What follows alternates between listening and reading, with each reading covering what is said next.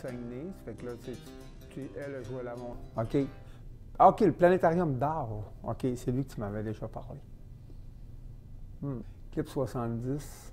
Et si j'appelais à ce numéro-là pour voir s'il reste encore des lunettes, tu penses? On est présentement vendredi soir, le 5 avril.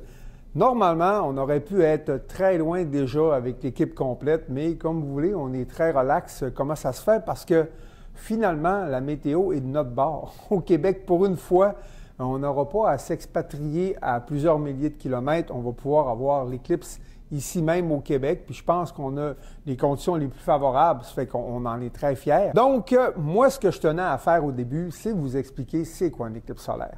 Et David m'a trouvé en fait une belle pièce de collection, un Lego, à lequel on peut voir le soleil, la petite lune et la Terre à côté. Puis ce que je vais simplement faire, je vais prendre une lumière pour faire un jeu de lumière pour projeter en fait la lumière du soleil qui est bloquée par la lune, à laquelle on pourra voir l'ombre sur la Terre. J'ai trouvé mon soleil. Donc, avec mon soleil, je vais être capable de reproduire l'expérience de l'éclipse simplement en imitant la lumière du soleil qui pointe en direction de la Terre, mais on a un obstacle entre les deux qui se trouve être la Lune et on est capable de très bien percevoir d'ailleurs l'ombrage sur la Terre qui va justement créer notre fameuse éclipse solaire en question. Normalement, ce phénomène-là arriverait en fait à tous les 27 jours parce que des nouvelles lunes, on en a une à tous les 27 jours. Cependant, la Lune, elle est inclinée à 5 degrés. Donc, la majorité des nouvelles lunes, qu'est-ce qui va arriver? Simplement que l'ombre de la Lune va manquer la planète Terre et d'ailleurs, on va la voir apparaître juste sur le petit carton blanc en haut. Donc, ça, on est encore dans une période de nouvelle lune, mais à cause de l'inclinaison de la Lune, l'ombre de la Lune fait simplement manquer la Terre. Donc, elle est par-dessus. Le seul problème que l'on voit, c'est que les astres sont immobiles, mais dans la vraie vie, ils bougent, la Lune bouge, la planète aussi va tourner sur elle-même. Ça fait que ça nous prendrait quelqu'un pour en faire l'animation. David, est-ce que tu es partant pour venir nous le faire? Oh yeah!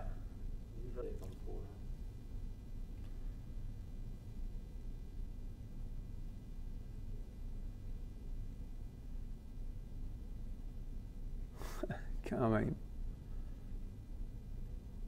On sait qu'il existe différents types d'éclipses, mais cette année, elle est très spectaculaire au Québec. Pourquoi on en parle? C'est qu'elle est totale. Et on sait que les éclipses totales, c'est extrêmement rare. D'ailleurs, il va falloir attendre près de 90 ans pour en observer la prochaine.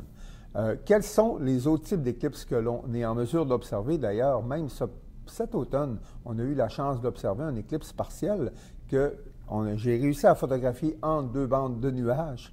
Et on peut également observer à l'occasion des éclipses annulaires.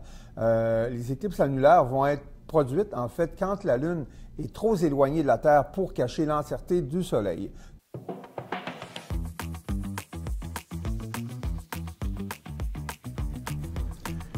Si vous faites partie des pas chanceux qui n'ont pas réussi à mettre là la main sur les fameuses lunettes à éclipse, on a quand même une solution à vous proposer en construisant une boîte à éclipse.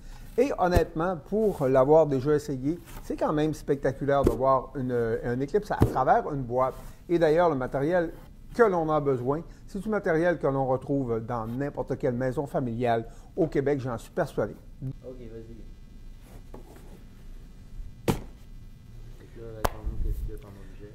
Donc, comme objet, j'ai simplement besoin, bien sûr, d'une boîte vide. Je vais avoir besoin aussi d'une feuille blanche qui va faire office d'un écran à lequel je vais projeter, entre autres, ma fameuse éclipse, ainsi que du papier d'aluminium à lequel je vais devoir percer un petit peu plus tard un petit trou, et aussi un crayon simplement pour tracer 2 rectangles que je vais devoir d'ailleurs découper pour faire justement mes fameux trous pour laisser entrer le soleil et pour observer dans ma boîte à éclipse.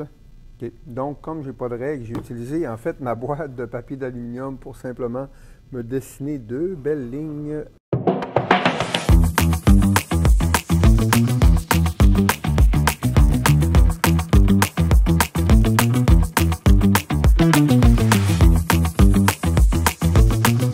Mes trous sont percés. Je vais simplement y déposer ma pellicule, en fait, mon papier d'aluminium avec lequel j'ai découpé au préalable, qui a à peu près la même dimension que mon trou, bien sûr. Ce qui est important, quand je colle mon papier d'aluminium, c'est de bien l'étirer parce que quand je vais percer mon trou, je vais m'assurer à ce qu'il soit rond. Ça fait que j'ai intérêt à le faire rapidement. Et quand je vais l'essayer avec ma lumière, en fait, je vais vraiment voir dans le fond de ma boîte si mon rond était bien fait. Sinon, ben, ça nous coûte un petit morceau de papier d'aluminium et on recommence. C'est pas plus compliqué que ça. Aussi, une feuille blanche à laquelle je vais simplement aller la coller dans le fond de ma boîte. De cette manière-là. Okay.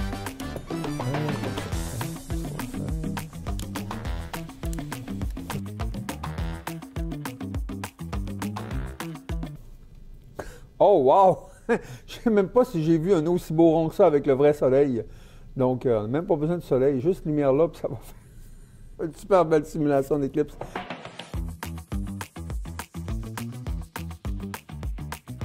On est présentement dans l'antre de la bête, c'est-à-dire à l'intérieur de la boutique de David, à laquelle notre équipe va se rassembler pour prendre la direction de l'Estrie afin de vous faire vivre un très beau moment. En tout cas, nous le souhaitons pour notre fameuse éclipse totale 2024.